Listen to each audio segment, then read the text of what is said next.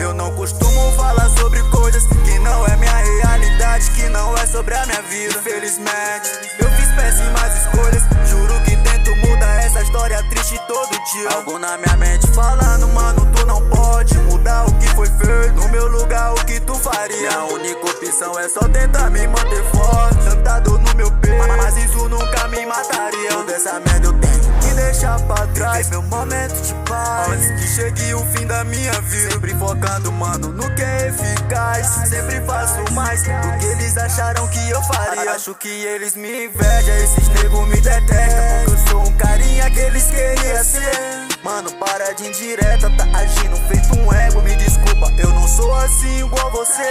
Tu não veio da minha terra, para, você é penetra. Tá agindo como se fosse cria. O quê? Você é um playboy de merda, já eu venho da merda. É diferente, mesmo que não pareça ser. Eu não costumo falar sobre coisas que não é minha realidade, que não é sobre a minha vida. Infelizmente, eu fiz péssimas escolhas. Juro que tento mudar essa história triste todo dia. Algo na minha mente falando, mano, tu não pode mudar o que foi feito. No meu lugar, o que tu faria? A única opção é só tentar me manter forte. Tanta dor no meu peito, mas isso nunca me mataria. Não mataria não. Mas fácil, mano, do lado me assassinar.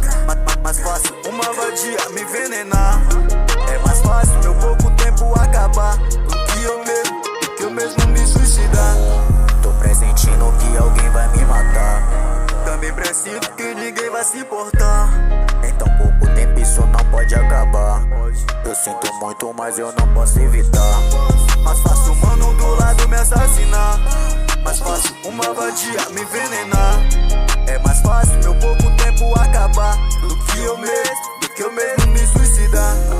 Tô pressentindo que alguém vai me matar. Também presinto que ninguém vai se importar. Em tão pouco tempo isso não pode acabar. Eu sinto muito, mas eu não posso evitar.